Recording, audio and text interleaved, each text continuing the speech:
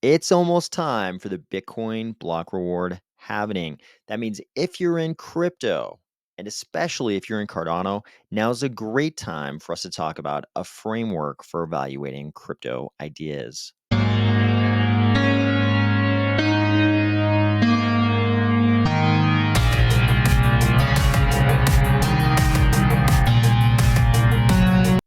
If you are absolutely certain you would have embraced the advent of the automobile, or if you're finding value in these videos, please consider delegating to the Army of Spies stake pool, ticker AOS. Okay, here we are. It is the day after Easter. I hope you had a great Easter Sunday if that is an event that you observe. If not, I hope you also had a great weekend. So, we are now in the month of the Bitcoin halvening, which I know this is not really a Bitcoin podcast. This is not a Bitcoin channel. These are not Bitcoin videos. These are Cardano videos, but we have to acknowledge that everything in crypto is still very much tied to this about 4 year Bitcoin block reward happening cycle. We've talked about it a million times on this channel, so I'm not going to bore you with the details. Instead, we're going to talk about something that I think is important. So, this is a framework for thinking about ideas, for evaluating ideas. And this isn't going to be the thing that every single crypto YouTuber does, where they make a video and they're like, here's my 12 criteria for evaluating meme coin projects or DeFi projects or whatever. We're not going to do that thing. This is going to be a general framework that applies to all types of ideas that you might encounter in life. This is going to apply to any kind of idea, but I think it's especially relevant to what happens in crypto, just with any kind of new idea in crypto. And it'll even apply to the Cardano ecosystem as a whole. And that's kind of the lens we'll look at it through. But I think you can use this framework to think about the evolution of any kind of new idea in crypto. And as far as projects go, there should be an idea of some type underpinning any project you're sort of looking at. And when I say looking at it, I mean any type of examination of that project, whether it's for, your own personal involvement, the investment of your own enthusiasm. We're not even talking about money here. We're just talking about evaluating ideas.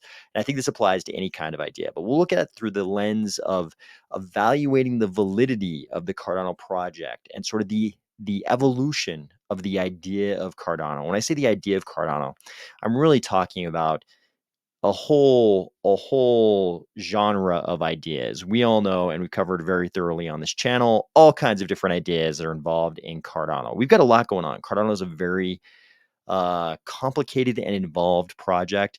There are a lot of little tiny ideas and big ideas and connections and bridges between those ideas. It's a very complicated ecosystem. We've talked about a lot of different ideas inside this ecosystem, some that came to fruition, that were executed on, that became actual things, some others that may become things in the future, some that were examined and later discarded, maybe to be picked up in the future again, maybe not. But there's a lot of different ideas here, but we'll think about all these ideas sort of as the Cardano idea. So let's talk about this. I made a thread about this earlier today because I knew it'd be easier. Normally, I would just whiteboard this thing and draw it out. And I've actually done that with this framework in the past on this channel, but I think it might make more sense with these pre-created images that I used in this thread. So this is a framework for evaluating ideas. And we're going to visualize this framework in the form of this Venn diagram. So it has 3 circles. You know how Venn diagrams work. It's sort of like you've got various number of circles, and where they intersect, the 2 things overlap. They conceptually overlap. In this case, we've got 3 circles. So we might have 3 different things all overlapping, and that is the case for at least one of the regions in this diagram. So you'll notice the 3 circles are starting with number 1. You can just barely see the 1 there above that one sheep. We'll talk about the sheep later. So circle number 1 is crowd-pleasing, mainstream consensus ideas. So these are ideas that the mainstream herd has embraced. So when I say the mainstream herd, I'm really talking about the mainstream crypto herd. You know who these people are. We all know who they are. They only embrace what the flock. They are sheep in the flock who only embrace what the flock as a whole is willing to embrace. They only go to places where the herd has already trod. They do not go to new places. They don't explore that valley over the ridge. They stay with the herd. So that is circle number one. Circle number two is largely the places they don't dare go. These are places the herd has not gone. These are innovative, disruptive ideas. Then we've got circle number three. These are good ideas. So the fact that circle three exists implies that a lot of the ideas in that circle number one, crowd pleasing, mainstream consensus ideas, a lot of them are bad ideas. And also, importantly, among the innovative ideas, a lot of those ideas are bad ideas.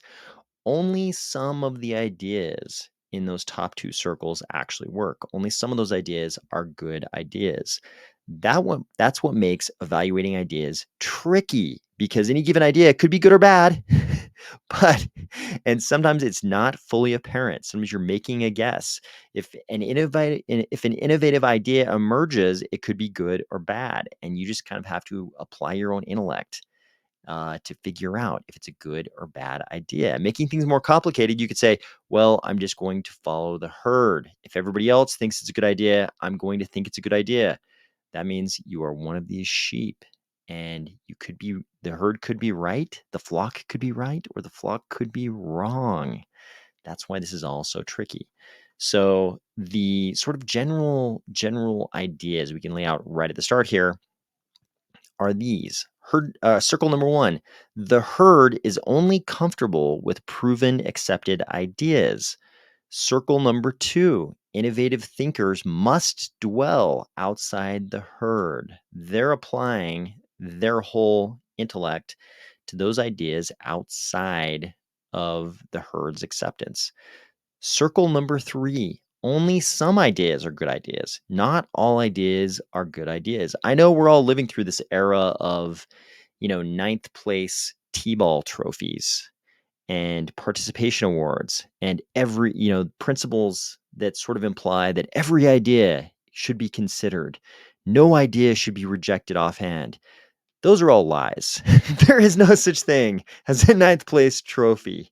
If you took ninth place in T-ball, I'm sorry. You just need to accept that you didn't take first, second, or third. There is no ninth place trophy, just like some ideas are bad ideas. I know it feels good when you're in a meeting at work and someone has a terrible idea and everyone's like, yeah, I'll take that under advisement. Let's investigate that further. That's a lot nicer for the person with the bad idea, but it doesn't change the fact that that idea is a bad idea. And at some point in the process, someone's got to make a decision and say, that idea is a bad idea. Someone's got to acknowledge that it's a bad idea. Maybe often, I think these days, we don't even tell the person who presented the bad idea that it was a bad idea. It just sort of gets swept under the rug to be forgotten forever. But some of those ideas are bad ideas. We've got these other zones. These are those overlap zones we talked about before. We've got this zone 4 and 5. So zone 4 are ideas that are good ideas, and they're also crowd pleasing, mainstream consensus ideas. The crowd is enthusiastic about this idea. It's already been accepted by the herd. The herd has accepted this idea, and it's a good idea. We've also got innovative ideas that turned out to be good ideas that the herd has now accepted. This now falls within the consensus of the mainstream herd. Then we've got number 6. Number 6, this is where the magic happens. These are the innovative ideas that are also good ideas. And remember, we said innovative ideas, just because they're innovative and disruptive, they might be bad ideas. They might be innovative and disruptive in bad ways. They're not actually good, but some of them are good ideas. That's zone 6. And we're going to talk about all these ideas. And you'll notice we've already introduced metric of time, because as you can tell by thinking about these different overlapping regions, a lot of ideas are going to start out as innovative ideas, and they might, when they originally emerge, they might just be in this two region and nobody really knows if they're good ideas or bad ideas. They might be bad ideas, but then they migrate, and you, as an observer, as an evaluator of this idea, you might decide it's a good idea. Maybe nobody else realizes it yet. That's kind of when it's in number 6 over here. But eventually, if it's a really good idea, usually, eventually, the mainstream crowd also realizes it's a good idea, and that's when it travels over here to number 5. You could also have a good idea that's not really innovative or disruptive. Maybe it's an idea that already exists somewhere else, and it's just a good idea to also apply it in this new context. You could say the application of an idea in a new context is in itself innovative, but let's just say there are good ideas that aren't necessarily an innovation. It's just a good idea to do something. And, it starts out as a good idea, and then eventually the mainstream crowd accepts that idea, and it might move over here into region number 4, zone 4. So there's a time component to this, right? Ideas emerge, and they might just be up here. They might just be down here. And eventually they might move into one of these other overlapping zones. So let's talk a little bit about this in the context of Cardano. So something we hear a lot in Cardano, this is something that is disconcerting to people when they're new to Cardano. They hear so, they hear a lot of people in crypto saying bad things about Cardano. A lot of people in crypto hate Charles for some reason. They hate Cardano. Cardano is blank, and you can pretty much insert any pejorative term in there you want. Anything you could say, any bad thing you could say about a group of people in crypto, it's certainly been applied to Cardano. So a lot of times new people in Cardano, they're basically asking themselves, if Cardano is so great, how come everyone talks so badly about it? How come everyone talks so badly about Cardano? And by everyone, what do they really mean? Everyone, in air quotes, is really the herd, the flock, the sheep. Why do the mainstream sheep in crypto all say bad things about Cardano? Well, the mainstream group consensus of the herd encompasses only those ideas that are already proven and accepted. Currently, innovative ideas that are currently in this innovation status, are not that. They're not proven and accepted. And any particular member of the mainstream herd is put in this position when they're confronted with a disruptive, innovative idea.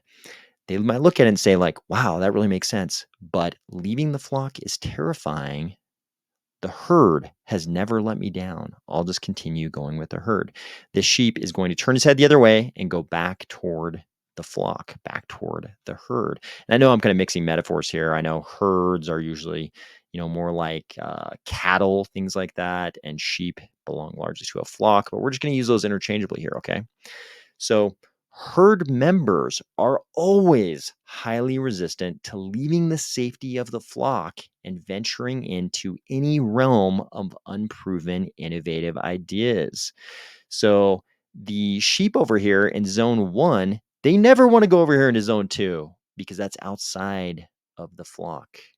They have to leave the safety of the flock to go over there to 2. They don't want to go there.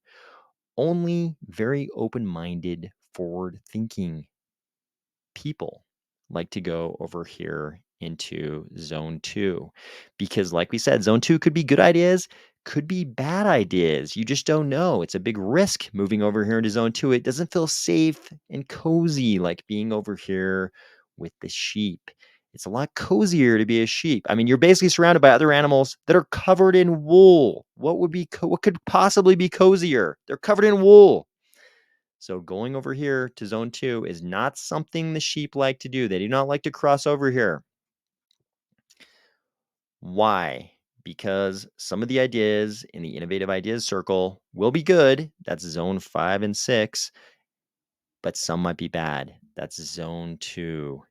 And none of these ideas have social flock acceptance. So, as a new person in Cardano looking at this, you might say to yourself, but wait, we've already said some of these circle one crowd pleasing mainstream consensus ideas, some of those are also bad ideas. So, aren't the sheep equally taking a big risk by staying with the flock, by staying within the herd? Aren't they also taking this big risk? Yes, but here's the key distinguishing feature. All of zones 5, 4, and 1 are already, by definition, they're already accepted by the herd. We've already said if an idea moves from, you know, zone 2 or zone 6 into 5, then the reason it moved into 5 is because the herd eventually accepted that idea as being, a part of, their consensus approach. So we've also got the zone 4 ideas and the zone 1 ideas. These are bad ideas. By definition, this Venn diagram, zone 1 ideas are bad ideas that the group has accepted. So why are the sheep comfortable with all of these zone 1 ideas? Because those zone 1 ideas are accepted by the herd. They're accepted by the flock. This social acceptance creates a social illusion around even these bad zone 1 ideas. This illusion is that those ideas are not bad, but good because the group has accepted them. Because the thing that holds primacy, for the sheep is acceptance by the flock, not critical thinking about the idea itself. So, an example of this is centralization. So, obviously, centralization is kind of a dirty word in crypto. The whole point of crypto originally, the Satoshi white paper, the biggest theme, the single biggest theme, the purpose was decentralization. Yet centralization of some Cardano competitors is deemed actually okay, in air quotes. It's actually okay. Why did they just sort of make this false leap of logic? Why did they come to this conclusion that centralization is actually okay for a cryptocurrency blockchain that by definition is supposed to be decentralized? Some of them aren't, but I the big ones we're talking about here, they all embrace sort of the robes of decentralization while secretly knowing that they're really centralized. Why is it that they say it's actually okay for them to be as centralized as they are? Because the herd thinks they must blindly accept those levels of centralization as unavoidable. But as we can now show very readily in graph form from the Edinburgh Decentralization Index, Cardano proves it's not the case that these levels of centralization are unavoidable. So Cardano is this outlier that shows actually you guys accepted these levels of high centralization. And here we can see very, very low Nakamoto coefficients for basically all of Cardano's big competitors. Very high Nakamoto coefficients, higher is better for Cardano. The reason why they accepted these was because they thought it was impossible. They thought it was impossible to be up here and be doing the things that Cardano's doing. They thought all this was impossible up here. They just accepted this. This is problematic if Cardano's up here, and the reason they accepted this was because all of this was supposed to be impossible. All of this blue line up here, which is Cardano. So this makes no sense. Why would they accept this centralization, which is the antithesis of the original crypto idea? The reason the herd members, the the thing that holds a place of primacy is the herd's acceptance. The safety of the herd has a position of primacy, and cognitive dissonance is a hell of a drug. That's why, because cognitive dissonance allows them to accept the herd's position. Acceptance of the herd's position is necessary for membership in the herd. So you need to embrace cognitive dissonance in order to accept the things that don't make sense, like these Nakamoto coefficients being so damn low. Doesn't make any sense to accept this if this up here, this blue line up here, is possible. The only way you can accept that is through cognitive dissonance. So one of the things about cognitive dissonance, especially if it's held by large groups of people, is something that observers of human behavior already know about. And I hope we're all observers of human behavior. I think it's kind of necessary if you're in crypto to have some level of understanding of human behavior. So, observers of human behavior will usually readily acknowledge that anything or anyone who defies popular cognitive dissonance will always be the object of hate and derision, which brings us back to our thumbnail. We see a couple of gentlemen here with a horse-drawn carriage. There is another driver in an actual automobile reaching out and petting the horse. And we can only imagine this fellow right here in the top hat is thinking, I hate this person. Cars laugh my ass off. That's what he's thinking. He's thinking cars will never last. No one is going to adopt cars. They require things like gasoline, oil, they require some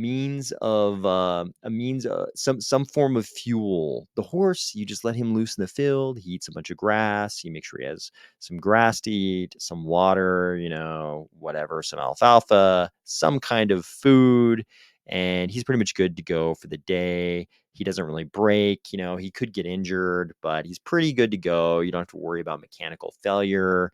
He's a biomechanical machine. He kind of fixes himself most of the time. And if he breaks a leg, you just shoot him. To the driver of the horse-drawn carriage, this probably seems superior. And cars don't seem like the future necessarily to this guy. So we've got this safety of the herd thing. And this is the same for this guy. This is the same for this guy. Everyone is driving around in horse-drawn carriages. Surely that is a better position than these car people who are now driving around in these cars. They get flat tires, things break in the engine, they're hard to start, all these problems. Obviously, the safety of the herd is a thing because the herd is very slow, plodding, and conservative, and it will eventually accept good ideas. So, if you're one of the sheep in the flock over here, you're thinking to yourself, "Hey, if something's a good idea, eventually the flock will accept it, and I don't have to evaluate these ideas. I don't have to engage in critical thinking.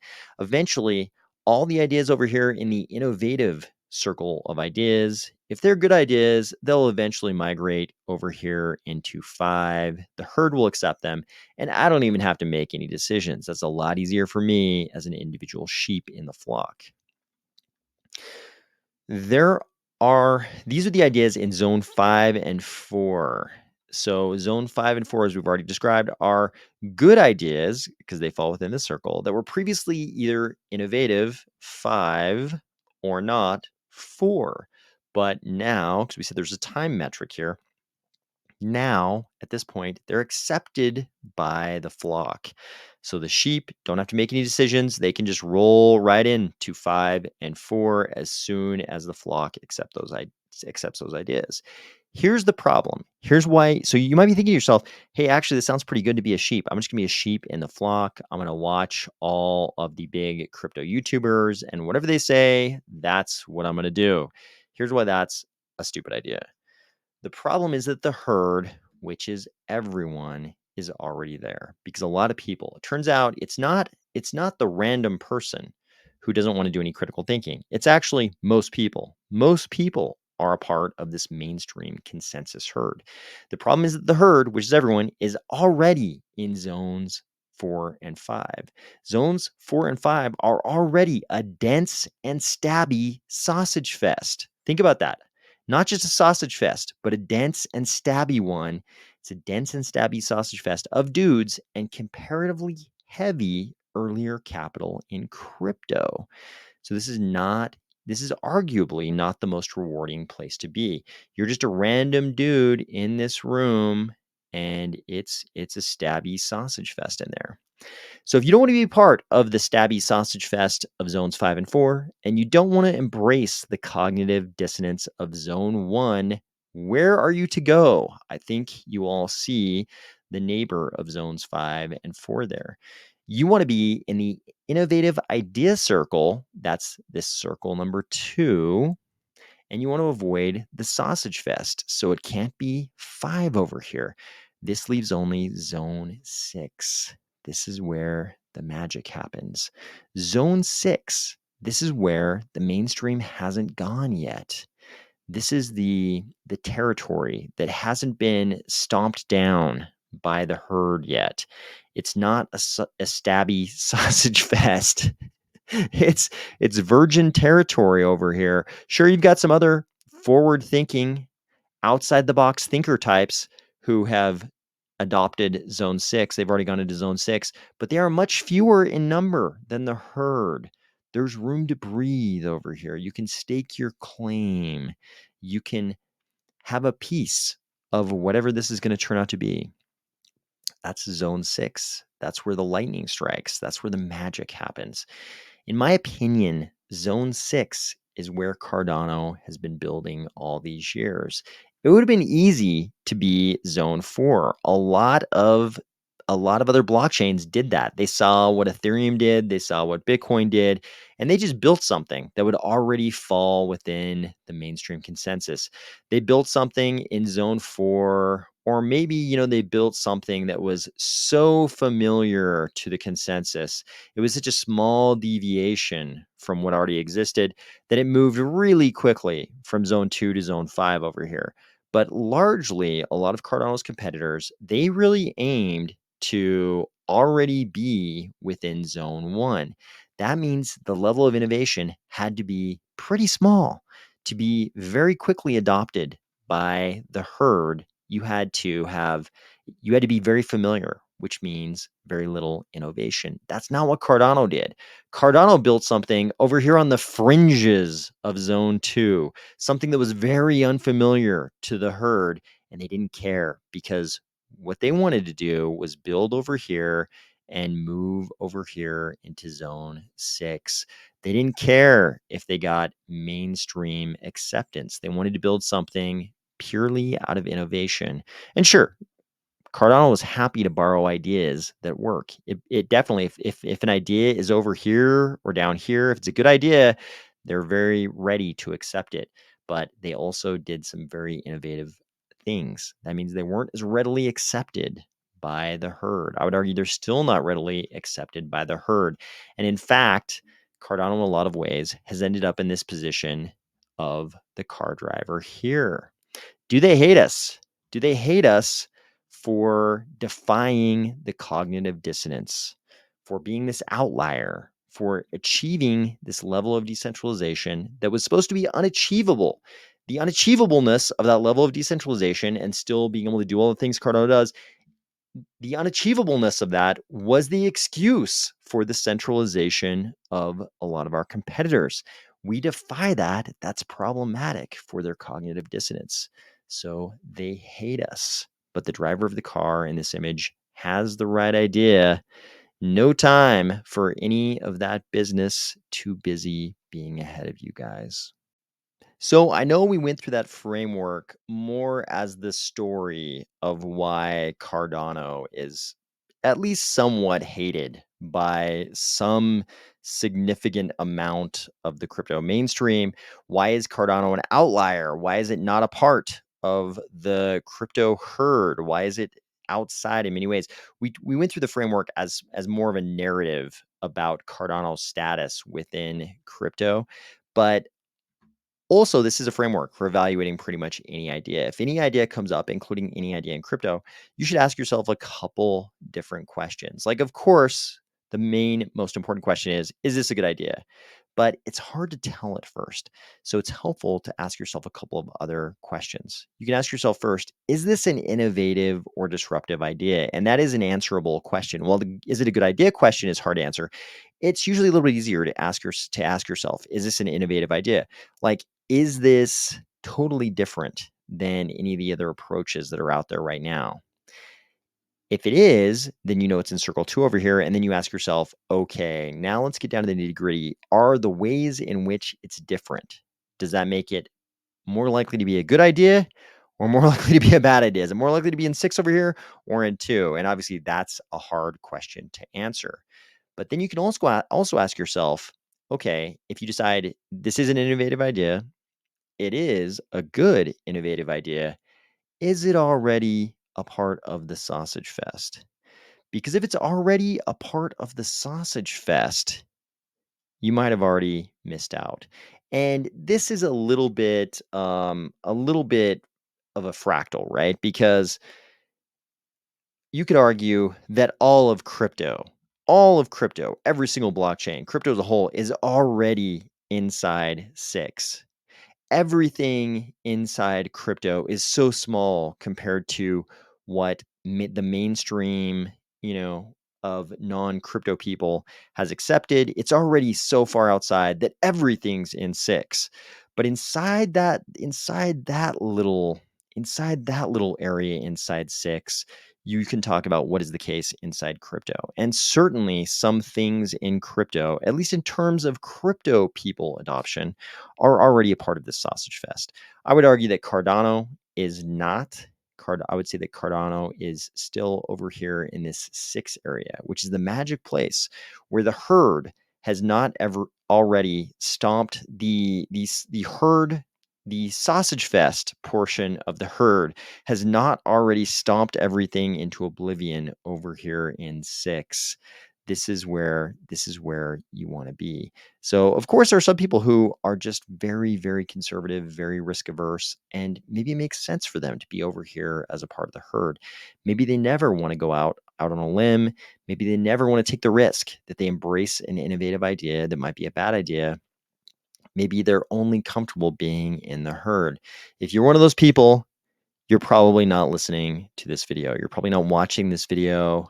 You've probably never seen an Army of Spies video because this is a Cardano channel and largely we're all already over here. But nonetheless, I think this is a framework to approach at least sort of the time adoption of ideas and to determine, hey, is it rejected by the herd because it's a bad idea or because it's just over here in this six and the herd doesn't yet realize that it's actually a good idea? Speaking of the herd eventually adopting all those good, innovative ideas, check out this post from Stake with Pride. Vitalik Buterin describing Voldemort or Cardano, liquid, unslashable, and delegated to thousands of community pools with public reputations. Unslashable staking. What does that sound like? It sounds a little like Cardano. Vitalik's revamped Ethereum staking ideas would include delegation and remove slashing. He even describes other blockchains that do this without names, of course. So, this is what usually happens with the herd when they're adopting an idea that previously belonged to the realm of innovative outside the box thinkers. They sort of pretend like it's a brand new idea they came up with. Maybe that's a little bit unfair. It's not like Vitalik is saying that this is his idea or that it's some newly discovered idea. But come on, man. We've been doing this for years. You're talking about some Cardano stuff here. Speaking of old ideas making the rounds, here is an article in the Bitcoinist called Ethereum Designated as Commodity by CFTC, triggering regulatory conflict with the SEC. Yes, we know the CFTC and the SEC jockey for regulatory position and they disagree about crypto. Of course, the CFTC thinks crypto assets are commodities, which they would regulate, and the SEC thinks they are securities, which they would regulate. I guess this latest volley in that battle happened in the complaint the CFTC was filing against KuCoin, where they had this kind of language, and they described digital assets that are commodities, including Bitcoin, Ether, and Litecoin. This is a pretty unfortunate situation for the people who would be regulated by the SEC when even another arm of the US government disagrees with the SEC about whether or not, at least certain, but it seems like probably a lot of crypto assets are securities or commodities. No surprise, players on the crypto scene all agree with the CFTC. I know this is a little bit like saying bankers all agree that we shouldn't have more bank regulations, but here is the policy head for one such entity, A16Z Crypto. Brian Quintenz is the global head of policy and himself an ex CFTC commissioner. And he says when the SEC allowed ETH futures ETFs to trade on its regulated security exchanges, it explicitly acknowledged the status of the underlying ETH as being a non security and outside of its jurisdiction. Importantly, and the timing here is important, this ETF approval decision in October 2023 occurred well after Ethereum changed to proof of stake in September of 2022, over a year later, meaning that the SEC ETH in its present state as of October 2023 was not a security. And these are the kinds of problems that the SEC keeps running into. They keep running into these kinds of points of logical tension. And that's because they're pursuing this strategy of sort of oppressing crypto at all costs. It's not based on contextual decisions. Hey, this regulation says this. So crypto in the crypto when this regulation is applied to crypto, this we should come to this decision. It's more like whatever decision is bad for crypto, that's the decision we're going to come to. And when you're not really doing the critical thinking and making the policy decisions based on what's actually right, when you're just pursuing this strategy of oppress crypto at all costs, you're going to run into these little details where the logic of past regulatory behavior would dictate a totally different result or a totally different strategy than the one you're currently pursuing. It makes the SEC not look good. It makes the current SEC not look good, but they've got this mandate, apparently, oppress crypto at all costs. So they have to sort of suffer these embarrassing logical disconnects in the name of pursuing that mandate.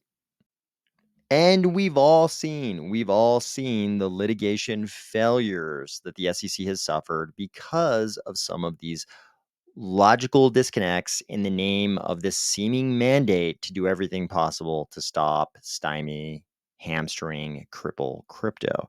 Here's Paul Grewal, who is the head legal guy at Coinbase. What is his title? CLO. He's the actual chief legal officer at Coinbase. We've talked about him many times in the past. And here again, he's pointing out a failure of the SEC. Here, the U.S. District Court for the District of Utah, in a case involving a Wyoming corporation and the SEC, had this to say: the commission's above discussed conduct constitutes a gross abuse of the power entrusted to it by Congress and substantially undermined the integrity of these proceedings and the judicial process. The operation of the American judicial system rests on the fundamental proposition that every party who comes before the court is bound by and adheres to the same set of rules. For the reasons explained below, the court imposes sanctions against the commission for bad faith conduct in obtaining, maintaining, and defending the temporary restraining order and denies the commission's motion to dismiss. The commission's above discussed conduct constitutes a gross abuse of the power entrusted to it by Congress and substantially undermined the integrity of these proceedings and the judicial process. This is what happens when you are blindly devoted to a mandate of oppressing a technology.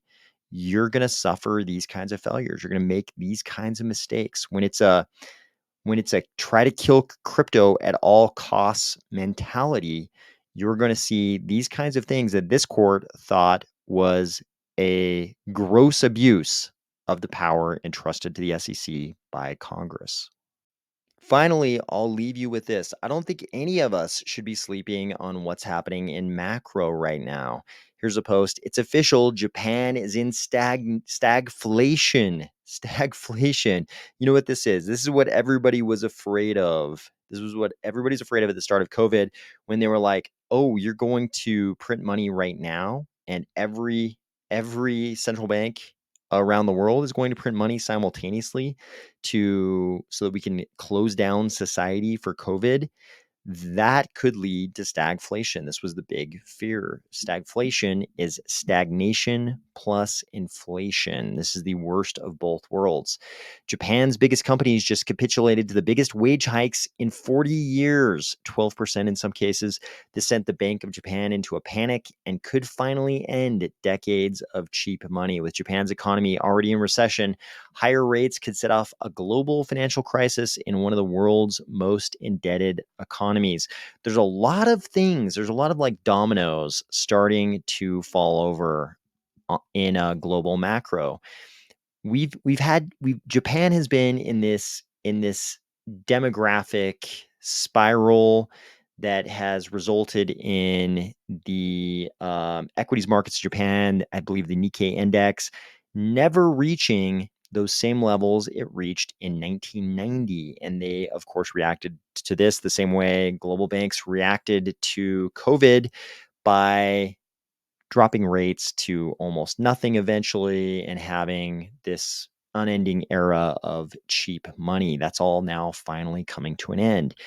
And to bring things up to current times, a lot of people are saying the gigantic, atrocious, horrible, but completely non transparent residential real estate bubble in China is about to push China into the same fate that Japan suffered in 1990, where it takes a very, very long time. In the case of Japan, we've been now over 3 decades where they can never quite recover from everything that sort of unfolded in 1990 when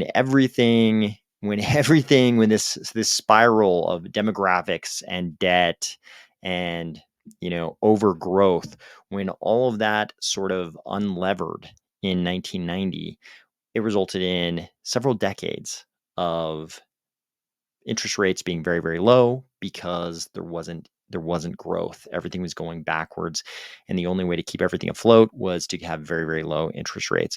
A lot of people feel China right now is at that 1990 Japan moment, and we're about to see the same thing. Several decades of lack of growth in China, and this is certainly backed up if you believe in what a lot of people are predicting in terms of the spiraling demographics of China and what that will mean for their economy.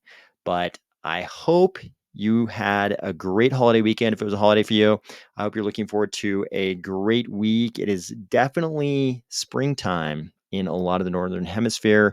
I guess that means it's autumn for those of you in the southern hemisphere. But I hope you are having a great shoulder season or beginning of a shoulder season in either case. And I will talk to you soon.